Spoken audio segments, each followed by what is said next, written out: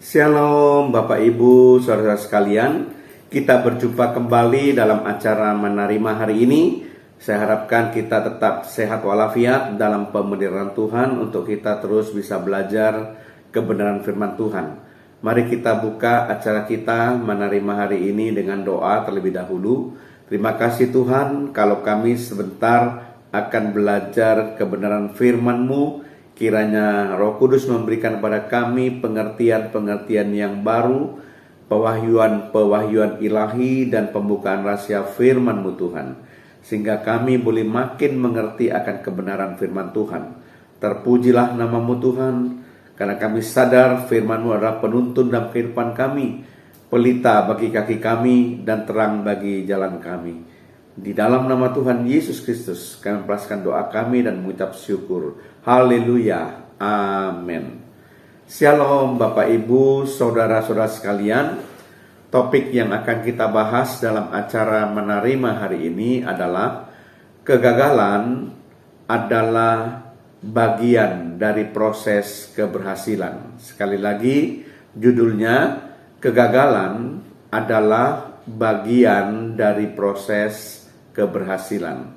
Nah, kalau saya akan sampaikan kepada Bapak Ibu saudara sekalian sebuah catatan kehidupan dari seseorang yang seringkali mengalami kegagalan dalam hidupnya. Saya akan ceritakan dari tahun ke tahun bagaimana catatan kehidupan dari orang ini. Tahun 1816 keluarganya diusir dari rumahnya. Tahun 1818 ibunya meninggal dunia. Tahun 1831 gagal dalam bisnis.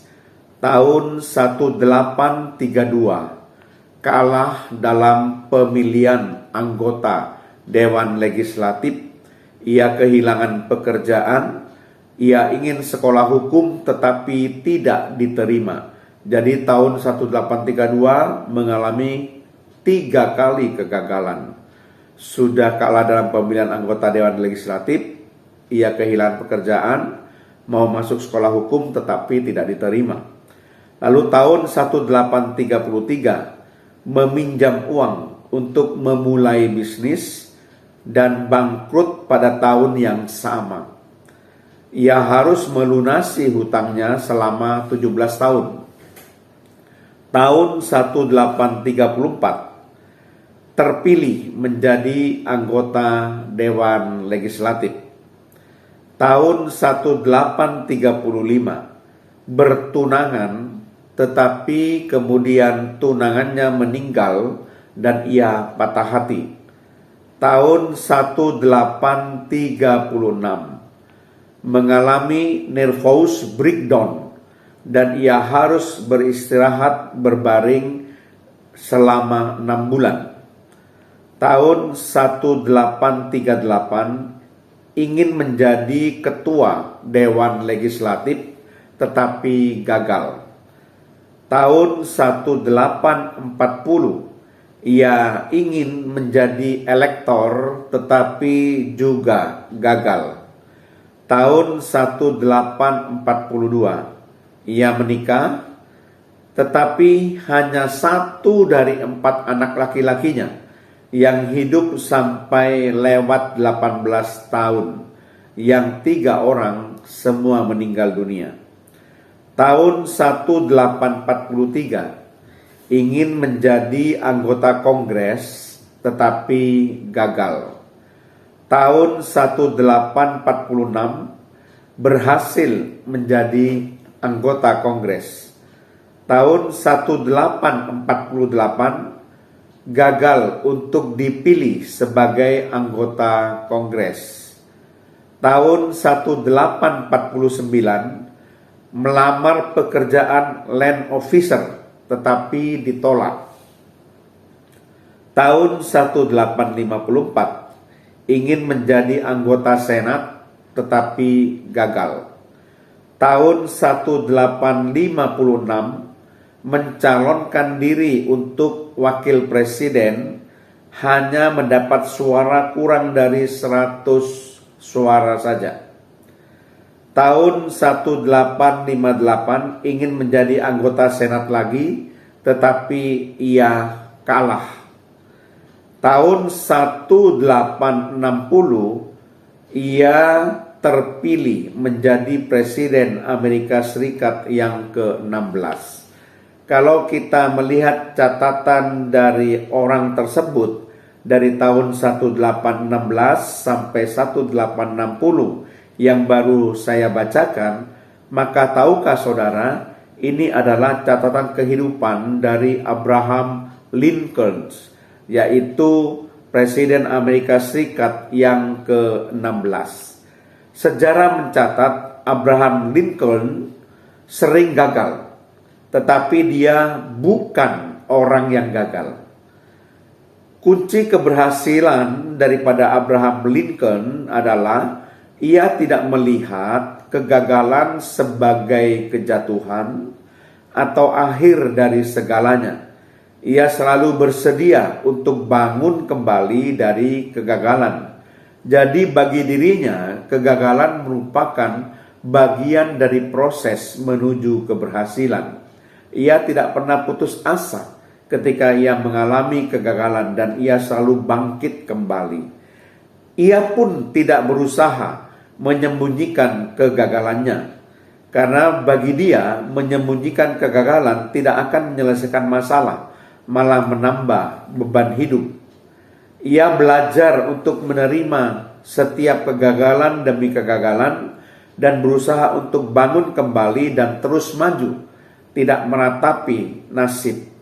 Jadi itulah kehidupan daripada seorang yang bernama Abraham Lincoln, yang akhirnya bisa menjadi Presiden Amerika Serikat yang sukses pada tahun 1860.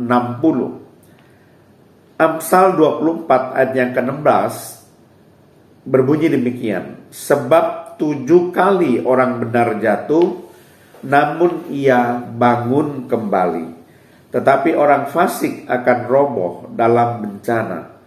Perhatikan baik-baik di sini, sebab 7 kali orang benar jatuh, namun ia bangun kembali.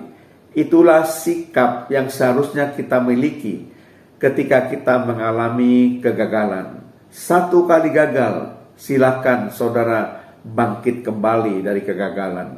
2 kali gagal, bangun kembali dari kegagalan. 3 kali gagal, bangun kembali. 4 kali gagal, bangun kembali. Sampai 7 kali gagal pun, firman Tuhan katakan engkau harus bangun kembali dari kegagalan. Sebenarnya angka 7 ini bisa juga ditafsirkan sebagai angka sempurna.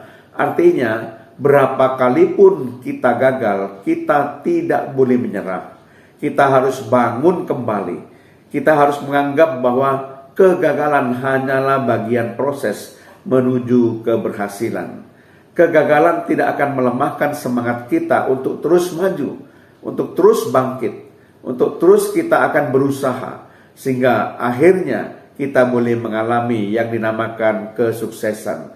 Seperti catatan kehidupan dari Abraham Lincoln, di mana dia sering kali gagal dalam kehidupannya, tetapi akhirnya dia berhasil menjadi Presiden Amerika Serikat yang ke-16, dan dia tercatat sebagai orang yang sukses. Sekalipun dia seringkali mengalami kegagalan, tapi sejarah mencatat Presiden Amerika yang ke-16 Abraham Lincoln sebagai orang-orang yang sukses. Amin. Mari kita berdoa.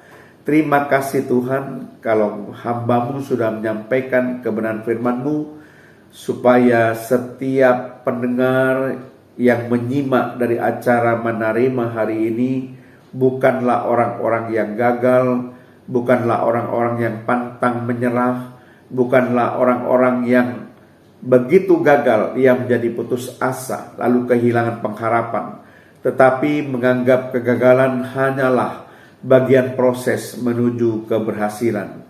Tidak perlu menyerah terhadap kegagalan. Setiap kali gagal, bangkit kembali. Setiap kali gagal, bangkit kembali. Terus berusaha sampai kita mendapatkan keberhasilan. Kegagalan merupakan suatu awal di mana kita akan menuju keberhasilan.